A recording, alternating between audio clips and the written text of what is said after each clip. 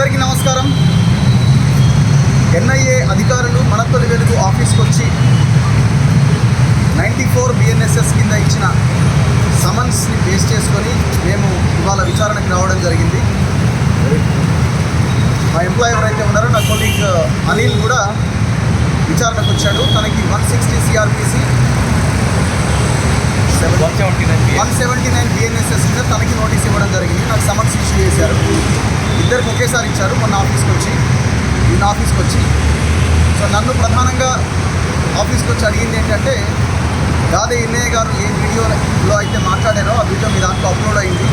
Upload అయిన video మీదేనే కాదా, certify చేసి మీరు ఇవ్వాల్సిన అవసరం ఉంటుంది, బై హ్యాండ్ ఇవ్వాల్సిన అవసరం ఉంటుంది, రండి అని ఇవాళ 3 గంటలకు సమయం పెట్టారు. సేమ్ అనిల్ కూడా సో తను అక్కడ వెళ్ళి ఆ ప్రోగ్రామ్ షూట్ చేశాడు కాబట్టి ఆ రామచంద్రారెడ్డి ఫ్యూనరల్ సంబంధించింది ఆ వీడియో తనే అక్కడ రిపోర్టర్ కాబట్టి సో తనకి 160 సిఆర్పిసి కింద నోటీస్ ఇవ్వడం జరిగింది. ఇద్దరం వచ్చాము, నాది కంప్లీట్ అయింది, అనిల్ కంటిన్యూ అవుతున్నది. అయితే ఇక్కడ నాకు ఫస్ట్ 94 బిఎన్ఎస్ఎస్ కింద ఇచ్చారు. ఆ వీడియో మీదేనా కాదా అని చెక్ చేయడానికి. దాంతోపాటు నేను లోపలికి వెళ్ళిన తర్వాత 160 సిఆర్పిసి కింద అంటే నా స్టేట్మెంట్ కూడా రికార్డ్ చేశారు. 179 బిఎన్ఎస్ఎస్ నా స్టేట్మెంట్ కూడా రికార్డ్ చేశారు. అండ్ ఇమీడియట్గా నోటీస్ ఇవ్వడం జరిగింది అక్కడే. సో దాదాపు ఇప్పటి వరకు 6:30కి నేను బయటికి రావడం జరిగింది. వాళ్ళు అడిగినటువంటి ప్రతిదానికి మేము ఆన్సర్ చేశాం. ఖచ్చితంగా మేము విచారణకు సహకరిస్తామని చెప్పాం. ఎక్కడా కూడా మా వైపు నుంచి విచారణకి కావాల్సినటువంటి ప్రతిదీ ఇవ్వడానికి మేము రెడీగా ఉన్నాం. భారతదేశ పౌరుడిగా, ఈ దేశ సిటిజన్గా అది నా బాధ్యత కూడా. ఇన్వెస్టిగేటివ్ ఏజెన్సీస్కి సహకరించాలి. సో ఖచ్చితంగా సహకరిస్తామని చెప్పాం. సో మమ్మల్ని విచారణకు కావాల్సినటువంటి ఏవేవైతే అంశాలు వాళ్ళకి కావాలనుకున్నారో అవన్నీ అడిగారు. మేము అన్నింటికీ సమాధానం చెప్పాం. చాలా ఫ్రెండ్లీగా వాళ్ళు క్వశ్చన్ చేశారు. మేము కూడా చాలా బాధ్యతతో, చాలా ధైర్యంగా మేము కూడా ఆన్సర్ చేయడం జరిగింది. సో ఇందులో ప్రధానంగా వాళ్ళు మనకు తెలుసు కదా, వీడియో ఎక్కడి నుంచి వచ్చింది, మీరే షూట్ చేశారా, ఎట్లా, ఇదంతా దానికి సంబంధించిన డీటెయిల్స్ అన్నీ తీసుకున్నారు. మేము అంతా క్లియర్గా అది మా ఛానల్కి సంబంధించిన దాంట్లోనే మేము అప్లోడ్ చేయడం జరిగింది. మీరు ఏ వీడియో లింక్ అయితే మీరు ఎఫ్ఐఆర్లో పెట్టారో అది ఛానల్ది అని చెప్పడం జరిగింది. ఇదంతా కూడా ఇన్వెస్టిగేషన్లో భాగంగా వాళ్ళకి మేము పూర్తి ఇన్ఫర్మేషన్ ఇచ్చాం. వాళ్ళు కూడా సర్టిఫై చేసుకున్నారు, అయిపోయింది. సో దాని తర్వాత విచారణకి సహకరించాలి ఖచ్చితంగా అన్నారు. ఖచ్చితంగా సహకరిస్తాం. భవిష్యత్తులో మీరు చేసే ప్రతిదాన్ని మా సహకారం ఉంటుందని చెప్పడం జరిగింది. Thank you. ఎలాంటి క్వశ్చన్స్ అడగడం జరిగింది? క్వశ్చన్స్ అంటే బేసిక్గా ఎన్ఐఏ గారితో ఎప్పటి నుంచి జర్నీలో ఉన్నారు, సో ఇవన్నీ జనరల్ క్వశ్చన్స్, పెద్దగా ఏం లేదు. ఎందుకంటే ఇందులో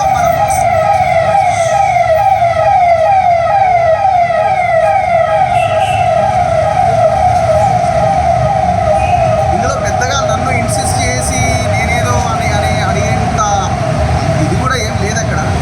ఓన్లీ నేను మన ఛానల్లో ప్లే అయిన, మన తొలి వెలుగులో ప్లే అయిన ఆ లింక్ని బేస్ చేసుకుని ఉన్న ప్రశ్నలే అక్కడ ఉన్నాయి. సో ఎందుకు అట్లా మాట్లాడారు ఏంటంటే మనకు సంబంధం లేని విషయం. అది మన లైన్ కూడా కాదు. సో ఓన్లీ ఆ వీడియోకి సంబంధించిన ఫుటేజ్ ఎట్లా వచ్చింది ఏంటి అన్న దాని విషయంలోనే దాని చుట్టే తిరిగింది తప్ప ఇంకొకటి ఏం లేదు.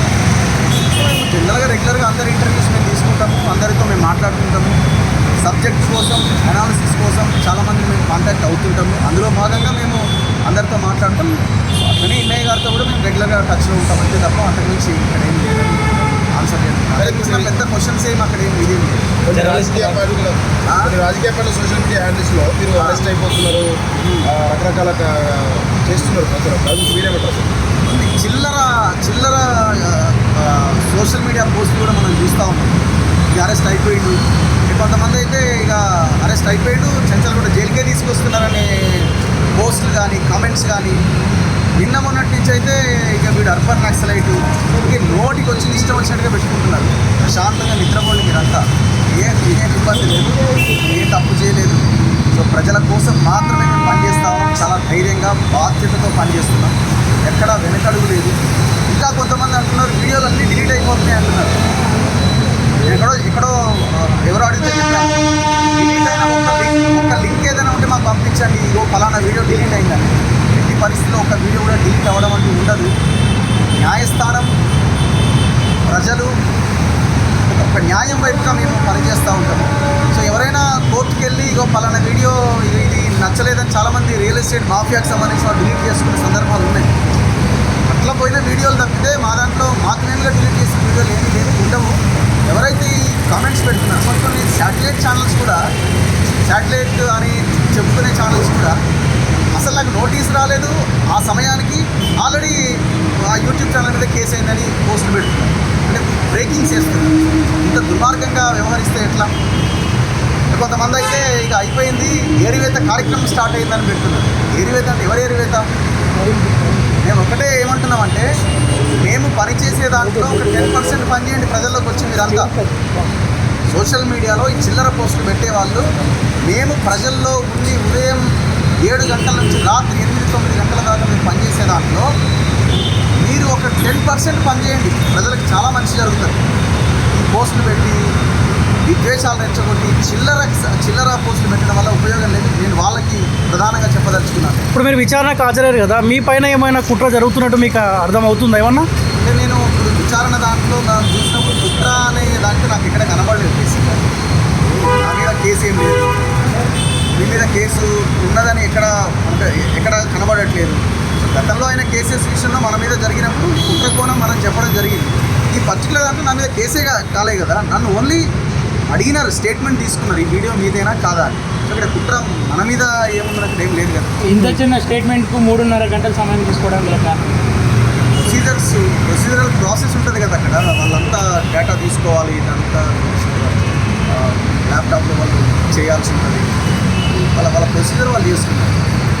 కనీసం 5 గంటలు అంతా కూర్చొని ఏదో 1-1 ఇంటర్వ్యూస్ లాగా ఇన్వెస్టిగేషన్ ఇంట్రాగేషన్ అట్లా. అరెస్ట్లు ఏమైనా ఉండే అవకాశం ఉందా? కేసే లేదు, అరెస్ట్ ఎక్కడిది? ఎఫ్ఐఆర్లో మనం ఏం లేవు కదా. అంటే కాదు ఈయన మరియు ఇతరులను కూడా ఎఫ్ఐఆర్లో ఉంది, ఆ ఇతరుల కింద నలుగురేమో అని చెప్పేసి అనుమానం. నా మీద కేసే లేదు. ఇతరుల కింద ఎవరి పేరు రాసే అవకాశాలు మనకు ఉన్నాయి? తెలియదు. ఎన్ఐఏ అధికారులని మీరు వెళ్ళి వాళ్ళని ఏమైనా అడిగితే వాళ్ళు ఏమైనా చెప్తారేమో కానీ మనకు అదర్స్ ఎవరైనా తెలియదు. నాకు తెలిసి జనరల్గా ఏదైనా ఎఫ్ఐఆర్ పెట్టినప్పుడు కూడా సో ఫలానా అక్యూజ్డ్ అండ్ అదర్స్ అని జనరల్గా ఉంటుంది. సో అందులో వాళ్ళు రిమాండ్ కేసు ఐడీలో కూడా రకరకాలుగా పాయింట్అవుట్ చేశారు కదా, వాళ్ళతో వాళ్ళ పేర్లు ఏమైనా పెడతారో మనకి తెలియదు. అది ఇన్వెస్టిగేటివ్ ఏజెన్సీ తీసుకోవాలి, మనకు సంబంధం లేని విషయం. గాదేని అరెస్ట్ తర్వాత జర్నలిస్ట్ రవి అర్బన్ నక్సల్ ఒక ప్రచారం బలంగా జరుగుతుంది. దాని గురించి మీరేమంటారు సార్? అంటే అర్బన్ నక్సలైట్ అంటే ఏంటి అన్నదానికి వాళ్ళు ఒక అర్థం చెప్పాలి. ఫస్ట్ మేము ఒకటే లైన్తో ఉన్నాం. మా లైన్ సింపుల్ అండ్ క్లియర్. ప్రజల కోసం మేము పనిచేస్తున్నాం, ప్రజల కోసమే మేము పనిచేస్తున్నాం. పబ్లిక్ ఇష్యూస్ ఎక్కడ సమస్య ఉంటే అక్కడ వారిపోతాం, అక్కడ నిలబడతాం, అక్కడ కొట్టాడే ప్రయత్నం చేస్తాం, ప్రభుత్వాల దృష్టికి తీసుకొస్తాం. ఎక్కడ వెనకడి చేసే పరిస్థితి ఉండదు. అర్బన్ నక్సలైట్ అంటే ఏంటి అసలు, దాని మీనింగ్ ఏంటో దయచేసి విశదీకరించి చెప్పండి. నక్సలైట్ అంటే ఎవరు, అర్బన్ నక్సలైట్ అంటే ఎవరు, అడవుల్లో పనిచేసే వాళ్ళు ఎవరు, మరి ఇక్కడ పనిచేసే ఇక్కడ ఉన్న వాళ్ళని మీరు ఎట్లా నక్సలైట్ల కింద చూస్తున్నారు? నేను అదే అంటారు కదా, మేము చేసే పనిలో ప్రజల కోసం మేము చేస్తున్న పనిలో ఒక 10% మీరు ప్రజల్లోకి వచ్చి పని చేయండి, దేశం బాగుపడుతుంది. ఇంట్లోనే కూర్చొని యుద్ధలో అర్బన్ నక్సలైట్ అని చెప్పి మీరేదో దేశాన్ని ఉద్ధరించినట్టుగా మాట్లాడకండి దయచేసి. ఒకవేళ ప్రజల కోసం పని చేయడమే అర్బన్ నక్సలైట్ అంటే పిలవండి, మరి తప్పే ఉంది. ప్రజల కోసమే పనిచేసే వాళ్ళు అర్బన్ నక్సలైట్ అని మాలాంటి వాళ్ళ మీద మీరు బురదల్లే ప్రయత్నించి తీసుకోండి. ఎవరొద్దన్నాడు? దానికి ఏమైనా రాసిండదా ఇది ఫలానా అర్బన్ నక్సలైట్ అని రాజ్యాంగంలో రాసిండదా? మేము రాజ్యాంగం ప్రకారం ముందుకెళ్ళాలనుకుంటున్నాం. మా లైఫ్ క్లియర్గా ఉంది, మా ఐడియాలజీ క్లియర్గా ఉంది, మేము చాలా క్లియర్గా ఎవ్రీడే చెప్తున్నాం. మీరు అనొచ్చు, మీరు మావోయిస్టుల దాని విషయంలో మీ లైన్ ఏంటి అంటే నేను చాలా క్లియర్గా చెప్తున్నా కదా. ఇప్పుడున్న టెక్నాలజీ, ఇప్పుడున్న రాజ్యం చేస్తున్నటువంటి ఈ పరిస్థితుల్లో ఇంకా అక్కడ ఉండి మనం కొట్లాడడం అంత ఈజీ కాదు. సో మీరు చాలా పెద్ద ఎత్తున మేధావులు, చదువుకున్న వాళ్ళు, ఇదంతా ఒక క్రీమ్. సో ఈ క్రీమ్ అంతా ప్రజల్లోకి వచ్చి పనిచేస్తే ఇంకా గొప్ప ఫలితాలు ఉంటాయి, సాధించవచ్చు. ఎలక్షన్ని మనం ఫేస్ చేయాలి. అల్టిమేట్గా ప్రతి సమస్యకి రాజకీయమే ముందుంటుంది. సో రాజకీయంగానే మనం ఏదైనా సాధించుకోవాలి. సో ఆ దిశగా ప్రయత్నం చేయాలి. మనం ఇప్పుడు కాదు, అది ఎప్పటి నుంచో అడుగుతున్నాం. మనం వీళ్ళకి మనం అర్బన్ నక్సలైట్ కనబడుతున్నాం. మీకేం పేర్లు పెట్టాలి? మీరు అర్బన్ నక్సలైట్ అనే వాళ్ళు ఒకటే స్ట్రేట్ క్వశ్చన్. అర్బన్ నక్సలైట్లను పిలిచే వాళ్ళకు స్ట్రేట్ క్వశ్చన్ నేను ఇస్తున్నది ఏంటంటే, ఇవాళ దేశంలో ఉన్న అడవిలాగా ఉండాలన్నా కార్పొరేట్ సంస్థలే కరెక్ట్? ఈ ప్రశ్నకి దయచేసి ఆన్సర్ చేయమని అడుగుతున్నాను. ఒకటే క్వశ్చన్, ఈ అడవి అడవిలాగా ఉండాలన్నా లేకపోతే సో రాజకీయంగానే మనం ఏదైనా సాధించుకోవాలి. సో ఆ దిశగా ప్రయత్నం చేయమని మనం ఇప్పుడు కాదు, అది ఎప్పటి నుంచో అడుగుతున్నాం. మనం వీళ్ళకి మనం అర్బన్ నక్సలైట్ కనబడుతున్నాం. మీకేం పేర్లు పెట్టాలి? మీరు అర్బన్ నక్సలైట్ అనే వాళ్ళు ఒకటే స్ట్రేట్ క్వశ్చన్. అర్బన్ నక్సలైట్లను పిలిచే వాళ్ళకు స్ట్రేట్ క్వశ్చన్ నేను ఇస్తున్నది ఏంటంటే, ఇవాళ దేశంలో ఉన్న అడవిలాగా ఉండాలన్నా కార్పొరేట్ సంస్థలే కట్టాలి. ఈ ప్రశ్నకి దయచేసి ఆన్సర్ చేయమని అడుగుతున్నాను. ఒకటే క్వశ్చన్, ఈ అడవిలాగా ఉండాలన్నా లేకపోతే ఎవడో కార్పొరేట్ పెట్టుబడిదారుల చేతుల్లోకి పోవాలన్నా? దానికి ఆన్సర్ చెప్తే ఈ అర్బన్ నక్సలైట్ ఏంటన్నది జనాలు డిసైడ్ చేసుకుంటారు. మీరు చెప్పండి, అడవి ఎక్కడ ఉండాలి? అడవిలాగా ఉండాలన్నా లేకపోతే అడవి కార్పొరేట్లకు అప్పగించాలన్నా, అడవిని మొత్తం తీసేయాలన్నా, ఏం చేయాలన్నా మీరు చెప్పండి. గవర్నమెంట్ కూడా క్లారిటీ ఇవ్వాలి. ఒకవేళ ఈ నక్సలైట్ల ఏరివేతలో ఇంకేదో మీరు ఏదైతే చేపట్టారో దీని తర్వాత అడవి ఉంటుంది, ఆదివాసీలు ఉంటారు అని క్లారిటీ ప్రజలకు ఇస్తే ఎవరికేం ఇబ్బంది లేదు కదా. మీరు హిట్మా గ్రామానికి వెళ్ళడం జరిగింది. చాలా మంది మీడియా మిత్రులు కూడా చాలా మంది 3 రోజుల పాటు మీరు అంతా వెళ్ళడం జరిగింది. దాదాపు అరెస్ట్ వెనుకాల హిట్మా గ్రామానికి వెళ్ళినటువంటి కారణం ఉండే అవకాశం ఉందా? మీతో పాటు ఇండియాకి వచ్చారు కదా. నేను అది కూడా కారణం అని అయితే నేను అనుకుంటలేదు. ఎందుకంటే ఇప్పుడు హిట్మా గ్రామానికి వెళ్ళినప్పుడు మేమేమో సడన్గా ఏదన్నా ఆకాశ మార్గంలో వెళ్ళి అక్కడ దూకలేదు.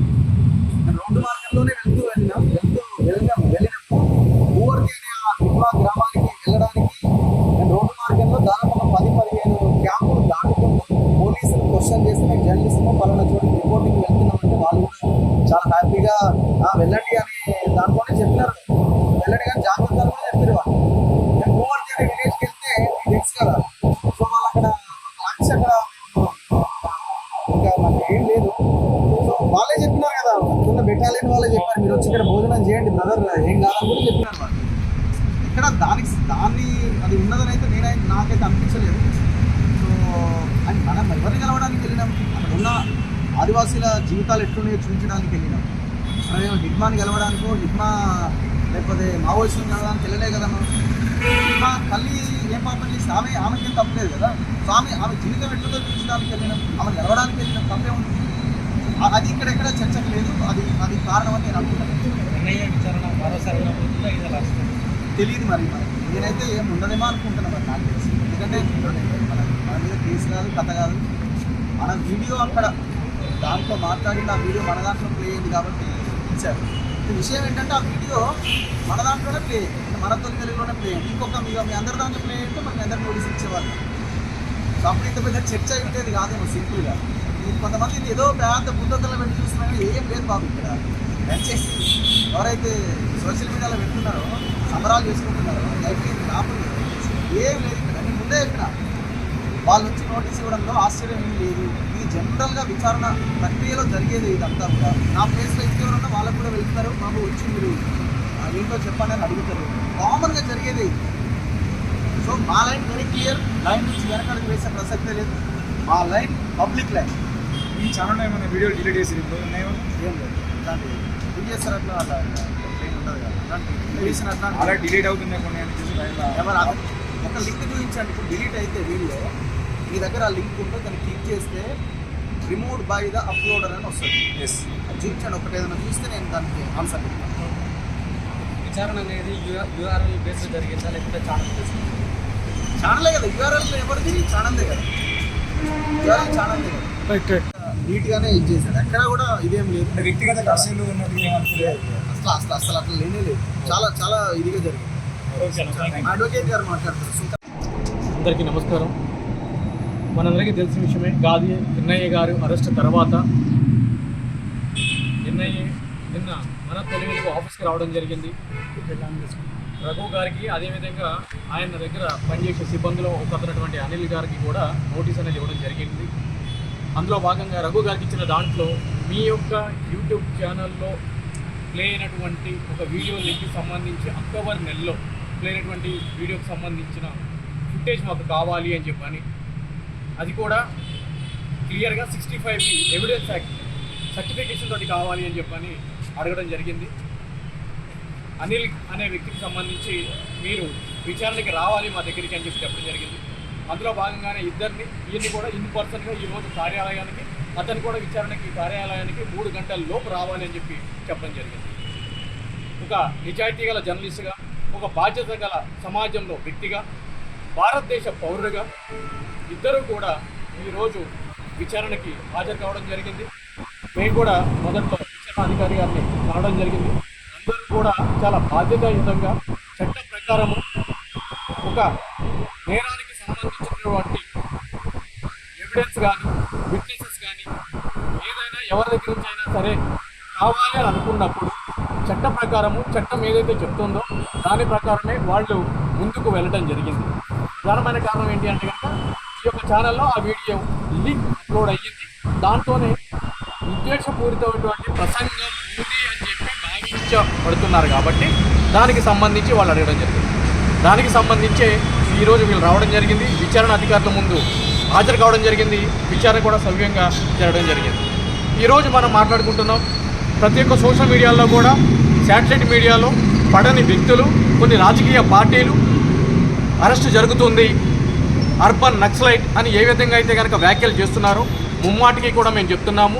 మా తరపున కూడా ఎన్ఐఏ అధికారులకి ఏదైతే కనుక అర్బన్ నక్సలిజం అనే మాట ఉందో అది ముమ్మాటికి కూడా పదే పదే ఇన్స్టిస్ట్ చేయడం కూడా చట్ట ప్రకారం నేరం కాబట్టి మా దృష్టికి వచ్చిన వాళ్ళందరి మీద కూడా కంప్లైంట్ రూపంలో, ఫిర్యాదు రూపంలో మేము కంప్లైంట్ రూపంలో చేసి సదరు అధికారులకు అందజేసి ఈ విధంగా సమాజంలో శాంతి భద్రతలు చెడగొట్టే విధంగా, అదేవిధంగా బాధ్యత కలిగిన వృత్తిలో ఉన్నటువంటి వ్యక్తుల మీద ఇటువంటి ముద్రలు వేయడం చేత సమాజంలో అది ఒక వక్రీకరించబడిన దిశగా వెళ్తుంది. కాబట్టి వీళ్ళందరి మీద కూడా సమాజ వ్యతిరేక శక్తులు కూడా నిజమైన నక్సలిజానికి, అర్బన్ నక్సలిజానికి అర్థం ఏంటి, ఏం చెప్తుంది అని తెలుసుకుని మాట్లాడితే ప్రతి ఒక్కరు కూడా వింటుంది. ఈరోజు ఎవరైతే కనుక ఈరోజు అరెస్ట్ కాబడ్డారు వీళ్ళు అర్బన్ నక్సలైట్లు అని చెప్పి అంటున్నారు, వాళ్ళందరికీ కూడా రేపు నోటీసులు ఇష్యూ చేసి వాళ్ళు కూడా విచారణ అధికారి ముందు హాజరయ్యి వాళ్ళకి ఎక్స్ప్లెనేషన్ చేసే విధంగా కూడా చట్టపరంగా మేము ముందుకు వెళ్తాం. ఈరోజు భారతదేశంలో ఒక నిజాయితీ గల పౌరుడిగా, భారతదేశ పౌరుడిగా ఎవరైనా కూడా, అది నేనైనా కూడా, అధికారులు ఏదైనా ఒక ఇన్ఫర్మేషన్ నా దగ్గర నుంచి కావాలి అనుకున్నప్పుడు వెళ్ళి ప్రతి ఒక్కరు ఇవ్వాల్సిన ఆవశ్యకత ఎంతైనా ఉంది. ఎందుకు అనంటే కనుక ఈరోజు స్వేచ్ఛ, స్వతంత్రం, సమానత్వం కలిగినటువంటి దేశంలో మనం ఉంటున్నాము. అటువంటి దేశ పౌరుడిగా ప్రతి ఒక్కళ్ళ మీద కూడా విచారణ అధికారులు అడిగినప్పుడు, దట్టు ఎన్ఐఏ లాంటి ఒక అత్యున్నతమైనటువంటి విచారణ సంస్థ అడిగినప్పుడు, దర్యాప్తు సంస్థ అడిగినప్పుడు ప్రతి ఒక్కళ్ళ మీద బాధ్యత ఉంది. ఈరోజు కోర్టులకు వెళ్ళలేదే మేము, మమ్మల్ని ఎందుకు పిలుస్తున్నారు, ఇది చట్ట వ్యతిరేకం, చట్ట విరుద్ధం అని చెప్పని ఈరోజు మేము గంట ముందే వచ్చి విచారణ అధికారి ముందు హాజరవడం జరిగింది. ఎందుకంటే కనుక మాకు బాధ్యత ఉంది, సమాజం పట్ల గౌరవం ఉంది, దేశం పట్ల బాధ్యత ఉంది, మాకు తెలుసు ఏ విధంగా మేము ముందుకు వెళ్ళాలి. సో వీళ్ళందరికీ కూడా ఈరోజు మీరు మాట్లాడుకున్నారు, ఈరోజు అయిపోయింది, రేపటి నుంచి మీ వంతు స్టార్ట్ అవుతుంది, దయచేసి రెడీగా ఉండండి అని చెప్పని మీ అందరి ద్వారా కూడా నేను తెలియజేస్తాను. అదే ఇన్నయ్య తర్వాత ఇంకెవరైనా అరెస్ట్ చేసే అవకాశం బ్రదర్, ఇది సాధారణ ఇన్వెస్టిగేషన్ కాదు, ఇది UAPA అనే ఒక చట్టం ద్వారా ఎన్ఐఏ అధికారులు మినిస్ట్రీ ఆఫ్ హోమ్ అఫైర్స్ ద్వారా ప్రత్యేక ఉత్తర్వుల ద్వారా వీళ్ళకి ఈ యొక్క కేసుని ఇన్వెస్టిగేషన్ చేయండి అని చెప్పని వచ్చిన ఉత్తర్వుల ద్వారా వీళ్ళు కేసు రిజిస్టర్ చేసి గాది ఎన్ఐ గారిని అరెస్ట్ చేయడం జరిగింది. సో ఆయన యొక్క కన్ఫెషన్ రిపోర్ట్ కూడా మనం అందరం కూడా చూడటం జరిగింది.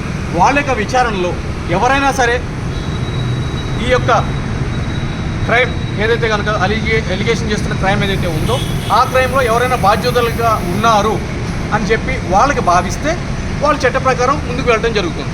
సో ఈ దశలో వీళ్ళు అరెస్ట్ అవుతారు, వాళ్ళు అరెస్ట్ అవుతారు, ఇంకా 10 మంది వ్యక్తులు వస్తారు అని చెప్పి చెప్పడానికి ఎటువంటి రైటు మాకు లేదు. అది ఆ విధంగా చర్చించడానికి కూడా మనకు హక్కు లేదు. Thank you.